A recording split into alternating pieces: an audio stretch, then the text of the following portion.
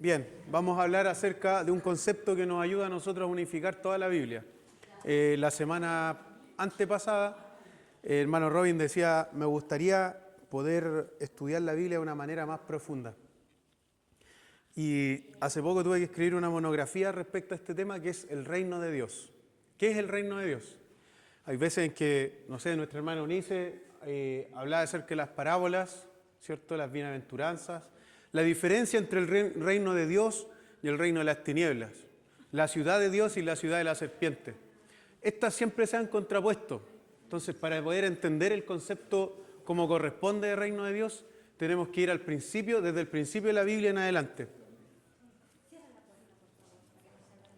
El concepto de reino de Dios es una de las cosas que podemos ver en la revelación, que es la Biblia. La revelación progresiva podemos decir que va avanzando desde Génesis hasta Apocalipsis. Génesis, Éxodo, Números, Levítico, Deuteronomio, etc. Entonces, nosotros tenemos este concepto de reino de Dios. Entonces usted desde el día de hoy, cuando usted abra su Biblia, va a poder comprender que el reino de Dios no solamente lo explica Cristo de alguna manera, sino que está presente desde el principio. El reino de Dios es un árbol, por ejemplo, el árbol que está en el Edén. Y nosotros podemos ver que fluye un río del trono de Dios. Y ese río que fluye del trono de Dios llega hasta Apocalipsis. El concepto de reino de Dios nos ayuda a nosotros a unificar la Biblia. No a interpretar la Biblia en cuanto a porciones, sino en su totalidad. Claramente podemos ver que el reino de Dios está presente en muchas partes. Por ejemplo, Lucas, que es el escritor del libro de Hechos, en el capítulo 1, verso 3, dice, no sé si alguien me puede ayudar con este versículo atrás, o no, yo lo busco. Hechos capítulo 1, verso 3.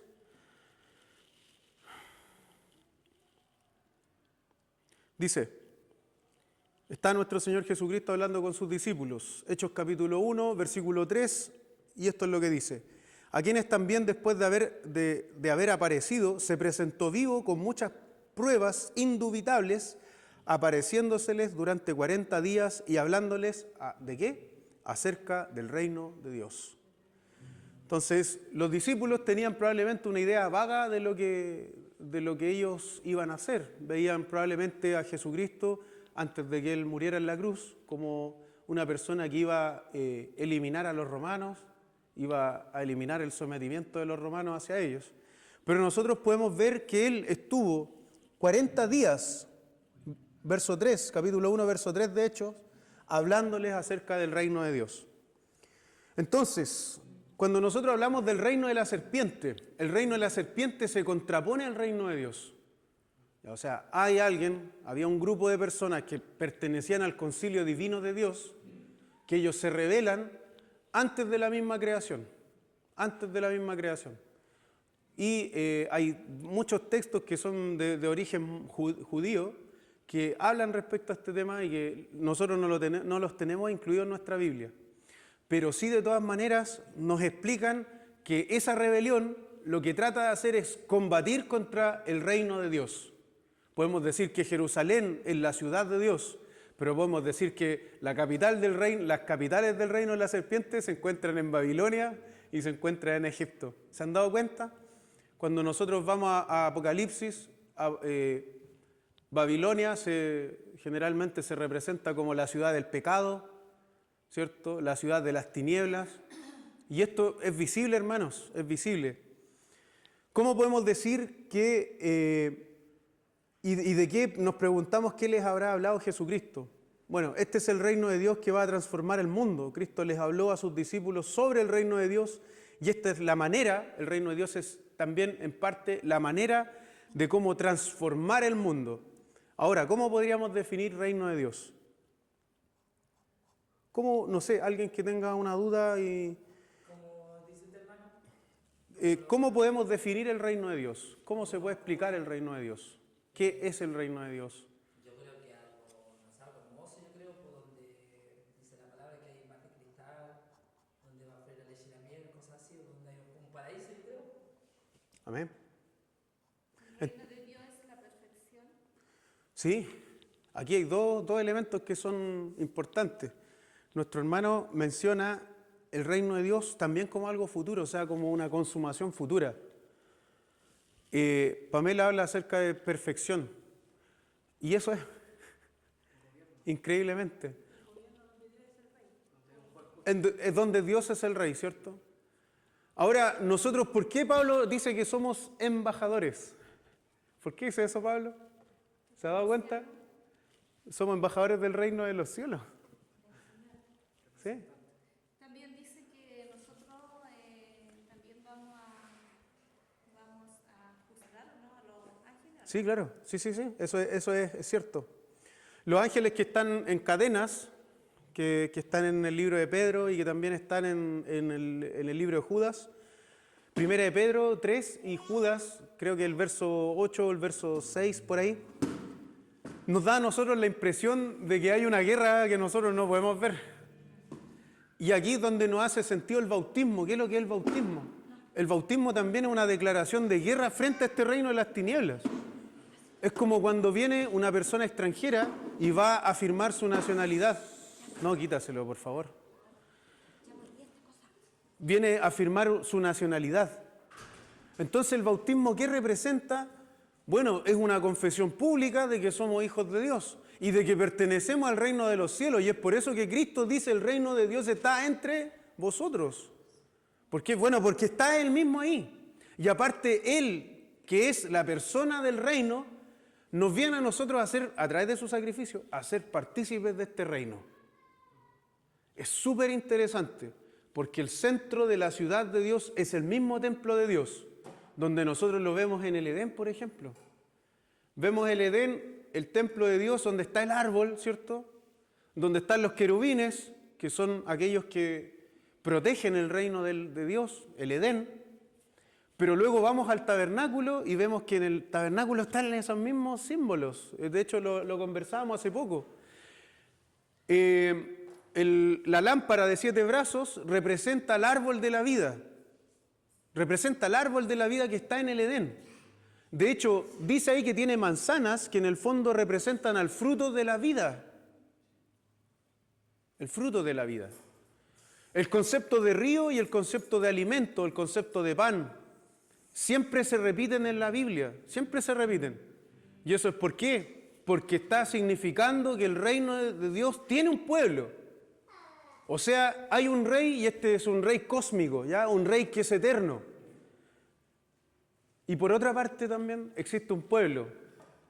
Y este pueblo somos nosotros. Somos, digamos así, un Israel que está en proceso de santificación. Y en este pueblo Israel en el que estamos nosotros actualmente, podemos decir que el centro de nuestro templo no es estas paredes, ¿cierto? No son estas paredes, porque esto no es un templo, es una casa de oración. Claro, se puede decir el templo, pero el templo somos nosotros. Cristo dijo: destruid el templo. ¿Por qué dijo destruid el templo? Porque Dios habitará en el templo de ellos. Exactamente, tiene la respuesta a nuestro hermano. El templo somos nosotros. ¿Por qué dice eso Cristo? Hermano, es súper interesante esto. Lucas 17 dice: el reino de Dios está entre vosotros. Lucas 18 habla acerca de los niños, porque de los tales es el reino de Dios.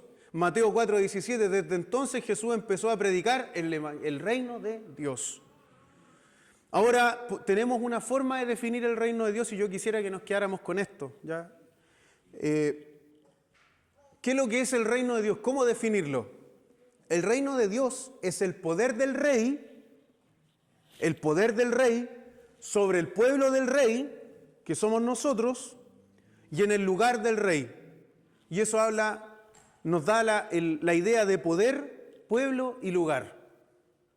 Hoy día podemos decir que estamos en el reino de Dios y que está entre nosotros en cierto aspecto. Cuando nosotros decimos tenemos un nuevo nacimiento a través del bautismo, ¿cierto que hablamos de eso, Nico? Tenemos un nuevo nacimiento a través del bautismo, a través de la conversión. Pero esta es una prefiguración de lo que va a suceder eternamente, porque Cristo nos va a dar un cuerpo glorificado, que no se va a enfermar, que no va a morir, que no va a dudar, que no va a pecar, y eso quiere decir también una mente glorificada. Por lo tanto, hay bastantes elementos que nosotros deberíamos reflexionar. Mire, piensen esto.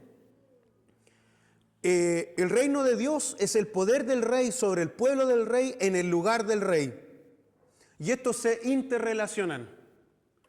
Cuando nosotros salimos a la calle y vemos que de repente hay gente peleándose, lo que contaba nuestro hermano que había estado prácticamente en las tinieblas total, podemos ver que estaba fuera del reino. Y las cosas que se viven fuera del reino están ahí latentes.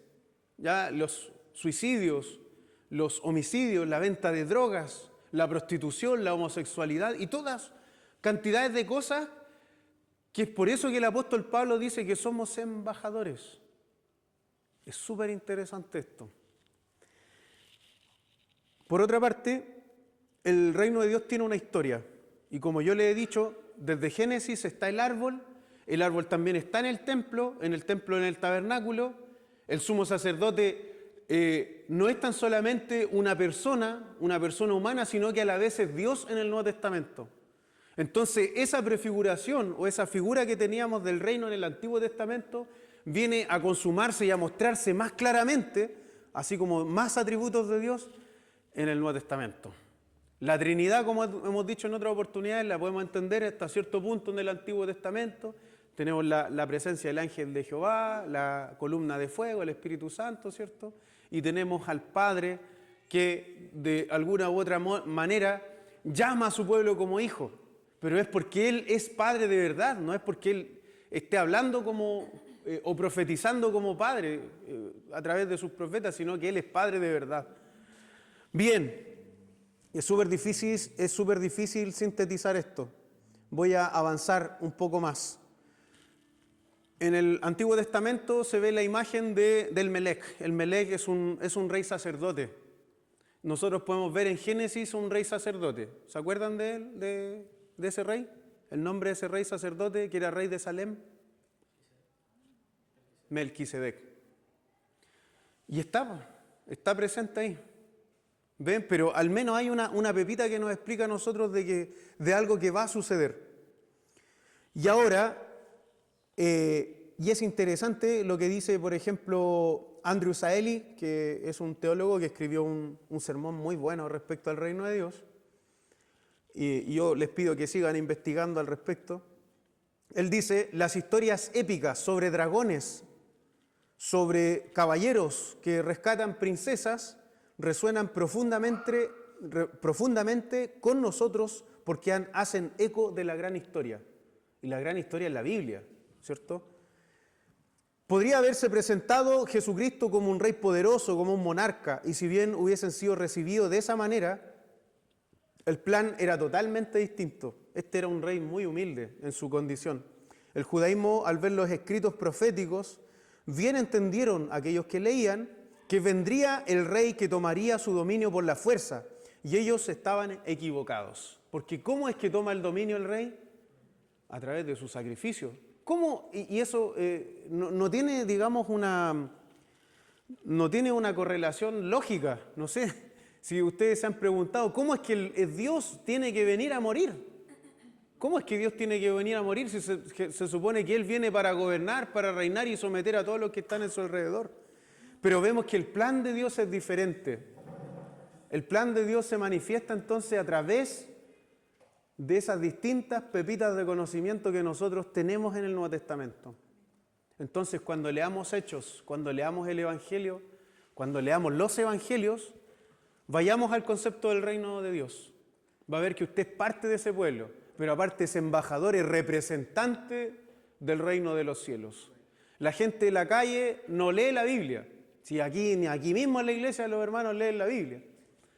Esa es la verdad. Entonces, ¿qué es lo que lee la gente de la calle? La gente de la calle lee personas. Nos lee a nosotros, ve nuestro testimonio, nos mira a nosotros a ver si existe o no existe ese reino eterno. Lo va a ver presente si es que nosotros también actuamos conforme a la voluntad de Dios. Y eso es sumamente importante cuando nosotros vemos el concepto de reino también en nuestra vida. Con esto cierro. Hay un libro que estuvimos estudiando a principios del año pasado, o el año antepasado, creo que fue, el año antepasado, que hablaba acerca de la cosmovisión del reino de Dios de Darren Miller, un libro súper bueno. Y él presenta la idea de que los discípulos tenían una cosmovisión totalmente diferente. Si hablamos de un rey, hablamos de un pueblo, hablamos de un lugar donde reina sobre nosotros. Nosotros también somos, esta tierra es el lugar donde Dios reina y donde nosotros cuando levantamos las manos nos sometemos, como decía la hermana Eunice en los antiguos discipulados, por allá por el año 2018, 19. Cuando uno levanta las manos, uno está rendido, ¿cierto? El policía cuando te va a atacar, arriba las manos, o sea, ¿qué puedo hacer? ¿Cierto? Y eso significa una actitud de rendición, de rendición. Y es aquí, en este lugar donde nosotros, en la casa de oración, donde nosotros nos rendimos delante de Dios. Y eso, lo que tenemos que hacer ahora es llevar eso afuera. Llevar eso afuera. Pero eso es nuestras actitudes, nuestro carácter, nuestra personalidad, nuestros hobbies, todo lo que nosotros hagamos para que Dios pueda habitar en la cultura, porque por eso somos embajadores, por eso somos representantes. Usted se va a dar cuenta, por ejemplo, que en Lucas capítulo 9, 46 al 48, los discípulos dicen a nuestro Señor, la mamá de uno de esos discípulos le dice: Señor, te quiero pedir que tú pongas a mi hijo a tu izquierda y a tu derecha, en tu reino. Pero está hablándole de un reino humano, no le está hablando de un reino eterno. Cuando los discípulos van caminando y conversan entre sí, y el Señor les pregunta: ¿qué es eso que están conversando ustedes? Porque ellos hablaban de quién era el más grande en el reino. Entonces el Señor llama a un niño. La cosmovisión del mundo es totalmente diferente. En este reino de las tinieblas, que está afuera, y que es donde está la ciudad de Dios construyéndose y destruyéndose, nosotros construimos la ciudad de Dios a través de la alabanza, a través de la adoración, a través de traer nuevas personas, o sea, nuevos ciudadanos. Ahí se entiende la idea, ¿cierto? Nuevos ciudadanos. ¿Cómo se llama el hermano? ¿José Luis? ¿El hermano que llegó? José Miguel. José Miguel estuvo afuera, o sea, probó lo que es el reino de las tinieblas. Y en realidad también se encuentra en proceso de restauración. Pero era un ciudadano del reino de la serpiente. Hermanos, cuando vemos yo lo he repetido varias veces en realidad, pero es por si se olvida. En el libro de Éxodo vemos que todas esas plagas que están cayendo, lo estudiamos en alguna oportunidad, todas esas plagas que están cayendo, esas 10 plagas que caen en el reino de los egipcios, cada una de esas plagas le decía en voz alta a los egipcios que él era el rey sobre la naturaleza y sobre todo lo creado, sobre el Nilo, por cuanto se convierte el agua en sangre. ¿Qué es lo que hacían? Hacían una cantidad tremenda de barbaridades los sacerdotes de los egipcios, cosas inmorales también, que uno puede ver en ciertos estudios de historia de Egipto. Pero Dios en el libro de Éxodo dice la Biblia que hace juicio contra los dioses. Contra los dioses. Si usted va al hebreo, la palabra Dios o dioses es Elohim. Y esos son Elohim que no son como nuestro Elohim. O sea, esos son dioses que gobiernan ciertas partes, que son principados, son potestades que menciona el apóstol Pablo. ¿Se acuerda que hablábamos, hermana Isolda? Potestades, principados, gobernadores de las regiones, de las tinieblas, las regiones celestes, de las cuales también menciona Daniel, que estuvo luchando contra uno de esos principados y que son demonios que son fuertes y que están a cargo de ciertas ciudades. Y esto, hermanos, nosotros no lo vemos, pero sí lo leemos en la Biblia. Entonces Dios hace juicio contra esos dioses que son demonios. Ahora, ¿cómo es visible que en el Nuevo Testamento nosotros vemos que la ciudad de Dios, que era Jerusalén, está plagada de demonios? Y en el libro de Marcos, el evangelio donde más demonios se pueden ver operando en gente que está poseída, de gente que está muda, de gente que el mismo demonio quiere hacer que se suicidara. O sea, lo que contó la hermana Claudia acá adelante hermano, ese es el reino de las tinieblas. Estaba viviendo en el reino de las tinieblas. Porque el demonio, ¿qué quería hacerlo? Quería que ella se quitara la vida. Y esto está en los evangelios. Entonces viene Cristo y dice: yo soy el templo. Cristo dice, yo soy el templo. Destruid este templo y en 3 días lo volveré a restaurar. ¿Por qué el apóstol Pablo habla del cuerpo de Cristo? Y que nosotros habitamos en ese cuerpo. ¿Hay conexiones o no? Si hablamos del concepto del reino de Dios. Bien, hermanos, vamos a orar.